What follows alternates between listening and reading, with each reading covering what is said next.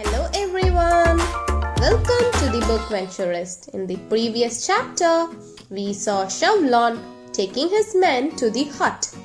Let us see what happens next in Chapter 28, the PERE Blanchard'S hut. Margaret followed Chauvelin and his men. She could hear the roar of the sea waves, the cry of the owl. She was not afraid of the darkness, but was afraid of the man with vengeance, Chauvelin. Her feet were sore. She was suffering from fatigue, as she didn't rest for 3 nights, and she had walked on this road for nearly 2 hours. She wanted to see her husband and ask for forgiveness. The hut was 800 meters from the footpath and down the cliff. Chauvelin sent men to check whether the fugitives are in the hut. Chauvelin gave order to rest of them. You have to peep inside the hut. If an Englishman is there with those traitors, a man who is tall above the average or who stoops as if he would disguise his height, then give a sharp whistle as a signal to your comrades. Then quickly surround and rush into the hut and seize one of the men before they have time to draw their firearms.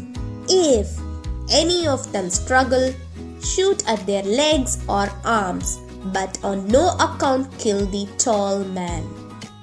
If the traitors are still alone, then warn your comrades, and all of you creep and take cover behind the rocks and boulders round the hut, and wait there in dead silence until the Englishman arrives. Then only rush to the hut when he is safely within its doors. But remember that you must be silent. I do not wish those traitors to be on the alert. The firing of a pistol, a shriek, or call on their part would be sufficient to warn the tall person to stay away from the hut. It is the tall Englishman whom it is your duty to capture tonight. Chauvelin turned to the Jew and said, Benjamin Rosenbaum, you stay here with your housecarl till we return. You must not make even the slightest of noise.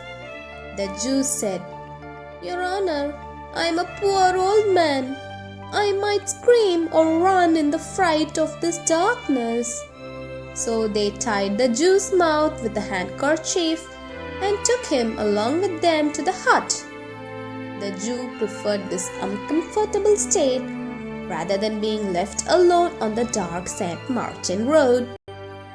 Margaret thought to scream aloud to give warning to the people inside the hut. She did not know whether her sound would reach them.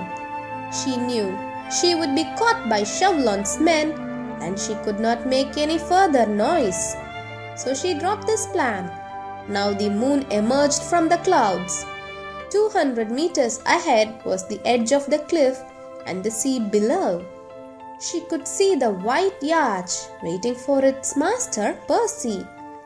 This sight of the boat was a message of joy and hope to her. She saw the hut from a distance.